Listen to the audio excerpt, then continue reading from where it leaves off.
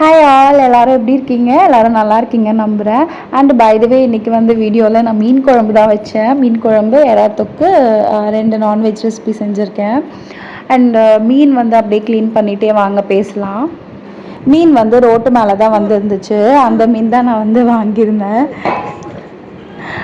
And வந்து அவங்க வந்து கிழங்கா மீன் அண்ட் வந்து சங்கரா மீன் தான் வச்சுருந்தாங்க.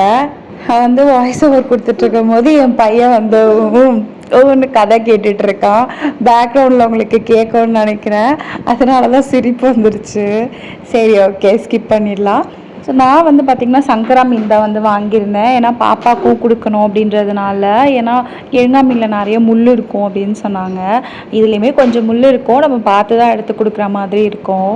நம்ம வீட்டில் வந்து பார்த்திங்கன்னா மீன் மார்க்கெட் வந்து 2 கிலோமீட்டர்ஸ் வரும். நாங்கள்லாம் போய் வாங்கலை, ரோட்டு மேலேயே வரும் அப்படின்னு சொல்லிட்டு நான் இங்கேயே தான் வாங்கியிருந்தேன்.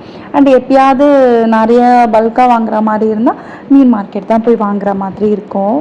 200 ரூபாய்க்கு தான் வாங்கியிருந்தேன் மீன். ஏன்னா நாங்கள் 2 பேர், அப்புறம் பாப்பா, அவ்வளோதான் சொல்லிட்டு ஆளுக்கு ஒரு 2 பீஸ் வந்தால் போதும் அப்படின்னு சொல்லிட்டு வாங்கியிருந்தேன். கரெக்டாக 200 ருபீஸ்க்கு 8 பீஸ் தான் நின்று இருந்தது இடையில. இந்த 8 பீஸையே நான் வந்து என் பாப்பாவை வச்சுட்டு க்ளீன் பண்ணுறதுக்குள்ளே எனக்கு போதும்னு ஆயிடுச்சு சீரியஸாகவே. மீன் மார்க்கெட் போயிட்டு வாங்குறதுனால என்ன ஒரு பெனிஃபிட்னா, அங்கே க்ளீன் பண்ணுறதுக்கு நிறைய ஆளுங்க இருப்பாங்க. ஸோ நம்ம ஒரு 30 ருபீஸ் 20 ருபீஸ் கொடுத்தோம் அப்படின்னா அவங்க மீனெல்லாம் க்ளீன் பண்ணி கொடுத்துருவாங்க. ஸோ நமக்கு வந்து வீட்டுக்கு வந்ததும் வாஷ் பண்ணிட்டு சமைக்கிற வேலை மட்டும்தான் இருக்கும். இப்போ பாப்பா வச்சுருக்கிறதுனால இது ஒரு கஷ்டமாக இருக்குது. மீன் வந்து ரோட்டு மேலே வருதுன்னு சொல்லிட்டு வாங்குறது ஈஸியாக தான் இருக்குது. பட் அதை கழுவி வந்து சமைக்கிறதுக்குள்ளே போதும் ஆகிடுது. நிறைய டைம் வேஸ்ட் ஆகும் அதில். அதுவும் இந்த மீன் கழுவெல்லாம் ஆரம்பிச்சிட்டோம் அப்படின்னு பார்த்தீங்கன்னா வேறு எந்த வேலையுமே நம்ம செய்ய முடியாது. மீன் கழுவ ஆரம்பிச்சிட்டோம்னா நடுவிலலாம் போயிட்டு வேறு எதுலேயும் நம்ம கை வச்சிட்டும் இருக்க முடியாது. ஏன்னா எல்லாமே கவுச்சி அடிக்க ஆரம்பிச்சிடும். அதனால் இந்த வேலை வந்து ஒரு மணி நேரம் போனாலும் அந்த வேலையை மட்டும் தான் நம்ம பார்க்குற மாதிரி இருக்கும். அண்ட் பை த வே நான் எப்படி மீன் குழம்பு வைப்பேன்னு பார்த்தீங்கன்னா, எப்பயும் போல் நல்லெண்ணெய் ஊற்றிட்டு கடுகு, வெந்தயம், கருவேப்பிலை, இடித்த பூண்டெல்லாம் போட்டு சேர்த்து வதக்கிடுவேன். அதுக்கப்புறம் ஒரு வெங்காயம் கட் பண்ணி நல்லா கோல்டன் ப்ரௌன் ஆகிற வரைக்கும் வதக்கி எடுத்துகிட்டு ஃப்ளேவருக்காக ஒரு பச்சை மிளகாய் போட்டு நல்லா வதக்கிடுவேன். ஒரு மிக்ஸி ஜாரில் 2 தக்காளி, புளி பேஸ்ட்டு, அதுக்கப்புறம் கல்லுப்பு சேர்த்துட்டு தேவையான அளவுக்கு காரத்தூள் வந்து ஆட் பண்ணிவிட்டு நல்லா வந்து மிக்சியில் அரைச்சி எடுத்துகிட்டு வந்துடுவேன். அதுக்கப்புறம் அதில் தேவையான தண்ணி சேர்த்து நல்லா அலசி வெங்காயம் வதங்கினதும் இதில் ஊற்றிட்டு ஒரு 10 நிமிஷம் போல் நல்லா ஏடு கட்டி எண்ணெய் பிரிஞ்சு வர அளவுக்கு கொதிக்க விட்டுருவேன். அதுக்கப்புறம் மீனெல்லாம் ஒன்று ஒன்றா உள்ளே சேர்த்ததுக்கப்புறம் ஒரு 3-5 நிமிஷம் மட்டும்தான் கொதிக்க விட்டுட்டு ஆஃப் பண்ணிவிடுவேன். அவ்வளோதான். நீங்கள் மதியம் சாப்பிட போகிறீங்கன்னா இந்த காலையிலே செஞ்சு வச்சிட்டிங்கன்னா தான் மீனில் நல்லா அந்த புளிப்பு, காரம் எல்லாம் ஊறி சூப்பராக இருக்கும் சாப்பிட்றதுக்கு. அண்ட் இந்த பெஸ்ட்டு பார்ட் என்னன்னு பார்த்தீங்கன்னா, எனக்கு மீன் குழம்பு வைக்கிற போது கிடைக்காத சந்தோஷம் அதை வந்து மீன் உள்ளே போடுவோம் தெரியுமா ஒன்று ஒன்றா, அதில் தான் எனக்கு கிடைக்கும். சில பேர் வந்து மீன் குழம்புல வந்து தேங்காய் அரைச்சி ஊற்றி வைப்பாங்க. எனக்கும் அது பிடிக்கும், நானுமே செஞ்சுருக்கேன். நான் வந்து மீன் குருமா கூட நான் ட்ரை பண்ணியிருக்கேன். செம்ம டேஸ்டியாக வந்திருக்கு. நம்மளோட சேனலில் கூட நான் அப்லோட் பண்ணியிருக்கேன். நான் உங்களுக்கு டிஸ்கிரிப்ஷன் பாக்ஸில் லிங்க் தரேன், வேணும்னா போய் செக் பண்ணி பாருங்கள். செம்ம டேஸ்டியாக இருக்கும், ட்ரை பண்ணி பாருங்கள்.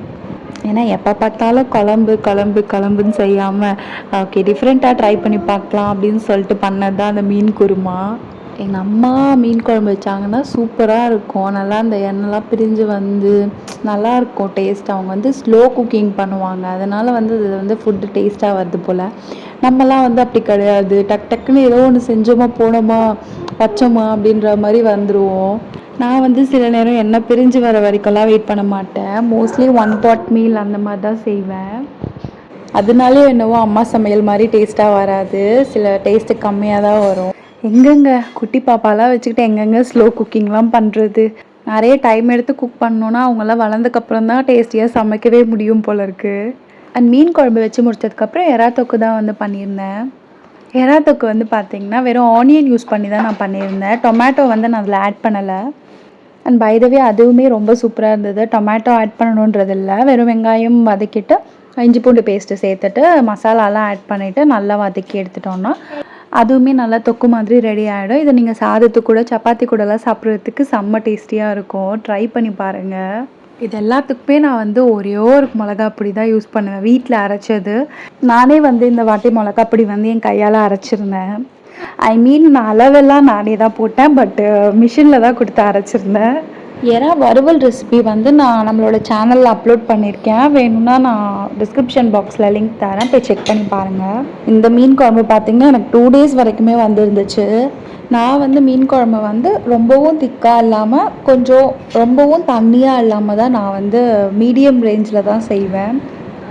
சில பேர் வந்துட்டு ரொம்ப தண்ணியாக வச்சுருவாங்க, அப்படி இல்லைன்னா சில பேர் ரொம்ப கட்டியாக வச்சுருவாங்க. ஸோ ரெண்டுமே சாப்பிட முடியாது இல்லையா? ஏன் அப்படின்னா நம்ம சூடு பண்ணி சாப்பிடும்போது இன்னமும் கொஞ்சம் இறுகும் இல்லையா? ஸோ அதனால் கொஞ்சம் தண்ணியாகவும் இல்லாமல் கட்டியாகவும் இல்லாமல் வச்சோன்னா கரெக்டாக இருக்கும். பேபிஸ்லாம் வச்சுருக்கீங்க அப்படின்னா கண்டிப்பாக வாரத்தில் ஒரு 3 முறையாவது அவங்களுக்கு மீன் வந்து செஞ்சு கொடுங்க. அது அவங்களோட ஹெல்த்துக்கு ரொம்ப நல்லது. அண்ட் வந்து ப்ரோட்டீன் நிறைய கிடைக்கும் இல்லையா அதில். அதனால் வீக்லி ட்வைஸ் இல்லை த்ரைஸ் வந்து செஞ்சு கொடுக்கலாம். என் பையன் பார்த்திங்கன்னா மீனுன்னு சொல்லி கொடுத்தாலாம் வந்து சாப்பிட மாட்டான். 2 இயர்ஸ்க்குள்ளே தான் ஆகுது ஏஜ். பட் மீன் சொன்னால் இப்போ வரைக்கும் வந்து அவன் சாப்பிட மாட்டான். நான் சாதத்தில் மிக்ஸ் பண்ணி தான் அவனுக்கு கொடுத்துட்ருக்கேன். அப்படியாவது சாப்பிட்ருவானா அப்படின்னு சொல்லிட்டு கொடுப்பேன். பட் அப்படி கொடுத்தா வந்து சாப்பிட்ருவாரு. அது என்னமோ தெரிலங்க, என் பையன் வந்து நான்வெஜ் அவ்வளோவா விரும்பி சாப்பிட மாட்டேங்கிறான். இவன் வந்து வயிற்றில் இருக்கும்போது நான் வந்து நான்வெஜ் அவ்வளோவா சாப்பிடல, அதனால நான் சொல்லலை. பட் அதான் என் பையன் இப்போ நான்வெஜ்ஜெல்லாம் அவ்வளோவா விரும்பி சாப்பிட்றது கிடையாது. குக்கிங்லாம் முடிச்சதுக்கப்புறம் கிச்சனையும் நல்லா ஸ்ப்ரே பண்ணிவிட்டு வைப் பண்ணி எடுத்துட்டேன். பிகாஸ் கவுச்சி செஞ்சோம் இல்லையா? அதனால் எல்லாத்தையும் வைப் பண்ணி எடுத்தால் தான் கொஞ்சம் அந்த ஸ்மெல்லெல்லாம் இல்லாமல் இருக்கும் இல்லையா? அதனால் கையோடு எல்லாமே வந்து நான் க்ளீன் பண்ணி வச்சுட்டு வந்துட்டேன். ஆல்ரெடி நம்ம பேஜில் வந்து நான் ஃப்ரிட்ஜ் டூர் வந்து போட்டிருந்தேன். ஸோ இது அதுக்கப்புறம் எடுத்தது. 1 வீக் யூசேஜ்க்கு அப்புறம் நான் வந்து ஃப்ரிட்ஜ் டூர் அகெயின் எடுத்திருக்கேன். ஐஸ்கிரீம் மட்டும்தான் உள்ளே வச்சுருக்கேன், மற்றபடி எதுவும் கிடையாது. அண்டு உள்ளே பார்த்திங்கன்னா எல்லாமே நீட்டாக தான் மெயின்டைன் பண்ணிவிட்டு வந்துட்டுருக்கேன். ஏன்னா சில பேர் நினைக்கலாம் ஃப்ரிட்ஜ் க்ளீன் பண்ண அன்றைக்கி மட்டும் இப்படி வச்சுருப்பாங்க, அதுக்கப்புறம் வந்து மறுபடியும் குப்பையாக தான் இருக்கும் அப்படின்னு நினைக்கலாம். பட் அப்படி நான் வச்சுட்டு இல்லை, கொஞ்சம் அப்பக்கப்போ நான் நீட் பண்ணிகிட்டே தான் இருக்கேன். ஏதோ ஸ்பில் ஆனால் கூட அப்போவே நம்ம அதை க்ளீன் பண்ணிட்டோம் அப்படின்னா மோஸ்ட்லி ஸ்மெல் இல்லாமல் வந்து நம்ம மெயின்டைன் பண்ணிக்க முடியும். புதுசாக வந்து பாப்கார்ன் மசாலா மட்டும் ஆட் ஆகிருக்கு ஃப்ரிட்ஜில். அது வந்து என் ஹஸ்பண்ட் வாங்கியிருக்காரு.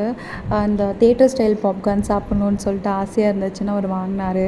பட் அதில் ஒரு ஃப்ளேவர் மட்டும்தான் நல்லா இருந்தது. 3 ஃப்ளேவர் வாங்கினதில் 1 தான் நல்லா இருந்தது, 2 வந்து ஃபஸ்ட்டாக இருந்தது, நல்லா இல்லை. நான் வந்து நான்வெஜ் செஞ்சாலுமே காய் வந்து செஞ்சுடுவேன். ஏன்னா டெய்லி ஒரு காய் சாப்பிட்ணும், அதனால் நான் கண்டிப்பாக காய் செஞ்சுடுவேன். அண்ட் நம்ம வீடியோவோட எண்டுக்கு வந்துட்டோம். அண்ட் இது வரைக்கும் என்னை பார்த்து சப்போர்ட் பண்ண எல்லாருக்குமே ரொம்ப thanks. And see you in the next video. Bye bye.